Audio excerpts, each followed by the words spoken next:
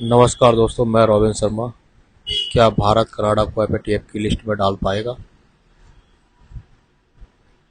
Canada withdraw 41 diplomat from India. BBC की news है।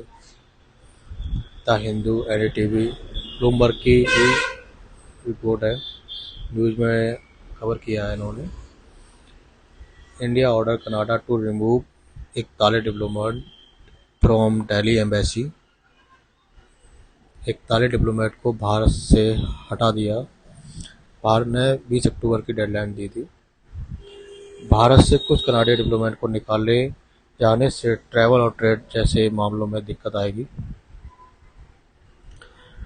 Trudeau बोले, इससे कनाडा में पढ़ रहे भारतीयों को भी परेशानी होगी।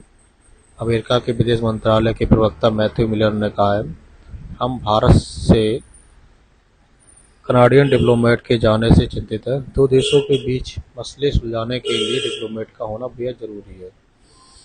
अमेरिका ने कहा, हमने भारत से कनाडा के डिप्लोमेट को निकालने की अपील की थी। साथ ही उनसे निज्जर की हत्या की जांच में कनाडा का सहयोग करने को भी कहा था। हम उम्मीद करते हैं कि भारत 1961 की वियना कन्वेंशन का पालन करेगा।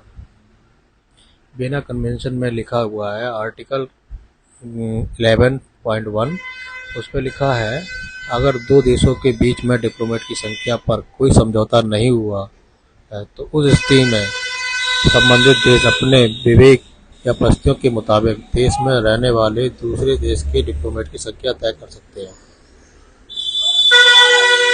ब्रिटेन ने कहा है कि हम भारत के फैसले पर सहमत नहीं हैं। वियना कन्वेंशन के सिद्धांतों का उल्लंघन किया है। लेकिन भारतीय विदेश मंत्रालय ने कहा है, हमने किसी भी अंतर्राष्ट्रीय कानून का कोई भी उल्लंघन नहीं किया है।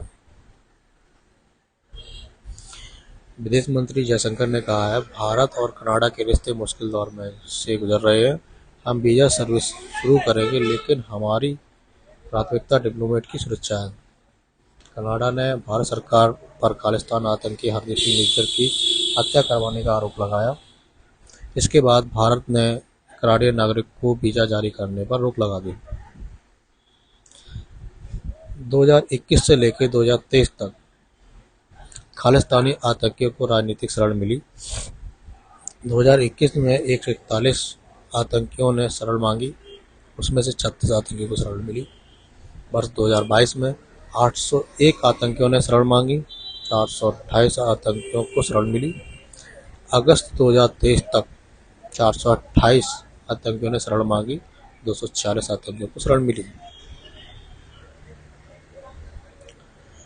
इसके बाद FATF financial action task force, ये G7 की पहल पर 1989 में स्थापित हुई। पेरिस में इसका हेडक्वार्टर है। 4 साल में 3 मीटिंग होती हैं। 39 सदस्य हैं। भारत 2010 में इसका मेंबर बना। 1990 में पहली बार सिफारिशें लागू हुई। 1996 से लेकर 2012 तक 4 बार एक्ट अपडेट हुए हैं।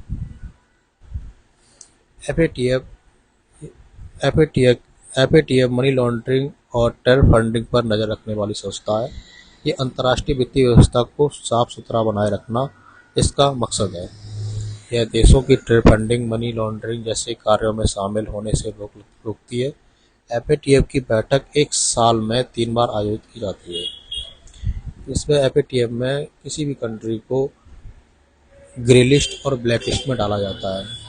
ग्रे लिस्ट से जो नुकसान होते हैं किसी भी कंट्री को, देश से कर्ज लेने के पहले बेहद सख्त शर्तों को पूरा करना पड़ता है।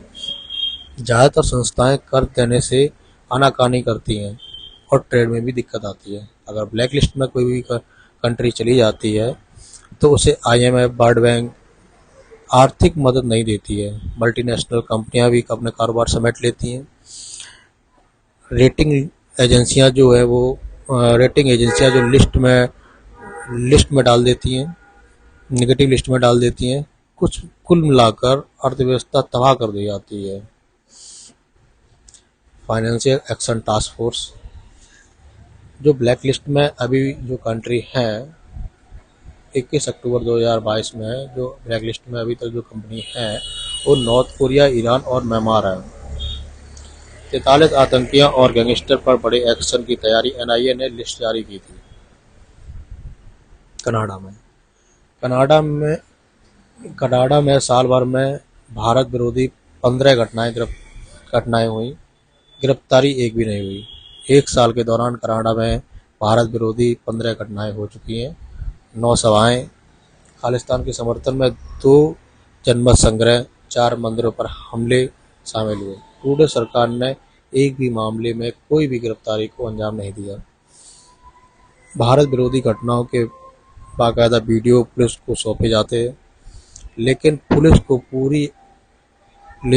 को कोई आरोपी नहीं मिलता है, कोई कार्रवाई नहीं की जाती है। लेकिन खालिस्तानी निज्जर की हत्या के 3 महीने के भीतर ही कनाडा को बड़े सुराग हासिल हो गए। ये कैसे हो गया? भारतीय विदेश मंत्रालय का कहना है, लंबे समय से खुलेआम चल रही भारत विरोधी गतिविधियों को ट्रूडो सरकार का समर्थन है।